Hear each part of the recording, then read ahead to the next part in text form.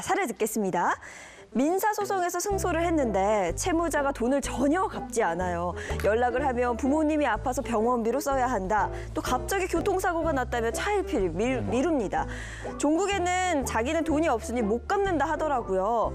알아보니 채무자가 제게 빌린 돈을 그 이후에 자신 명의 아파트를 부모님 명의로 소유권 이전 등기를 해놨어요. 채무자의 재산이 부모에게 가 있는 건데 제가 그 부모에게 돈을 요구한다면 제 돈 받을 수 있을까요? 야, 이런 사연이거든요. 이거 어려울 것 같은데. 이것도 참 답답해요. 네. 이게 안 갚을 작정을 하고 그 돈을 다른 사람, 부모 그렇죠, 명의로 부모에게. 돌려놓은 거야. 그러니까 나한테는 돈이 없는 거네요. 네. 그럼 뭐 어디 가서 받겠어? 재산이 하나도 없는데. 근데요, 여러분 실무에서는요, 이렇게 이제 제가 이제 또 하나 여러분께 죄송한 말씀 하나 드릴 수가 있어요. 이렇게 법적으로 다 알려드리고 소송을 하면 받을 수 있다. 그게 맞죠. 이론적으로는 맞는데 현실적으로 소송을 해가지고 실질적으로 돈을 받는 분이 또 그렇게 많지는 않습니다. 왜냐하면 이렇게 또 법을 악용해가지고 재산을 빼돌리는 경우가 상당히 많은 거예요. 예를 들어서 이혼 재판도 마찬가지입니다. 여러분 이혼 재판 하다 보면 이제 아내분이 이제 열심히 이제 내조해가지고 한 30년 정도 살았어요. 그래서 남편 명의로 집도 있고 뭐 상가도 있고 예금도 많아가지고 그러면 최대 재산분할 50%까지 받을 수가 있거든요. 그래서 막상 재산을 해보니까요. 남편 명의로 재산이 아무것도 없는 거예요. 왜? 남편이 이혼 당할 걸 예상해서 재산을 미리 빼돌리는 겁니다. 그래서 뭐 시부모 앞으로 빼돌리는 경우도 있고 친구 앞으로 빼돌리는 경우도 있고 심지어는요 이런 경우도 있었어요. 재산을 다 현금화해요.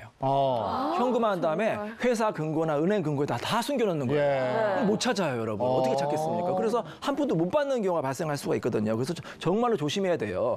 그럼 이렇게 생각할 수가 있겠죠. 남편이 예를 들어서 뭐 시부모 앞으로 빼돌리거나 아니면 뭐 친구가 자신의 부모나 뭐 부인 앞으로 빼돌렸다. 그럼 그 사람한테 대신 달라고 할 수가 있을까요?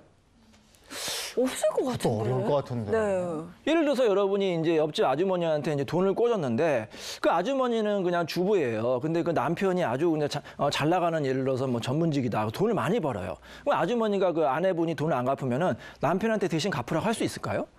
아니면 어떤 자녀한테 돈을 꿔줬는데 부모님이 재벌이에요, 예를 들어서. 근데 자녀 앞으로는 돈이 하나도 없어요.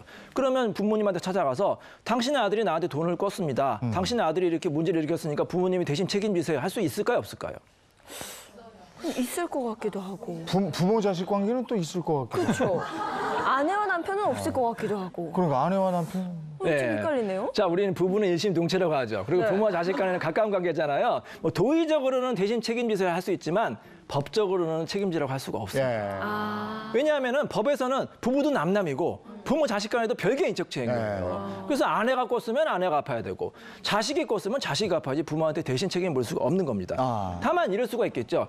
예를 들어서 이제 자식이 이제 사업을 하는데 부모님이 대신 보증을 서줬어요. 아니면은 이제 뭐 자식이 이제 뭐 사고를 치니까 부모님이 미안해서 제가 대신 갚겠습니다. 대신 차용증을 써줬어요. 그럴 경우에는 대신 변제할 책임이 있겠죠. 하지만 그렇지 않을 경우에는 원칙적으로 대신 책임지지는 않습니다. 자, 그렇게 보시면 되겠습니다.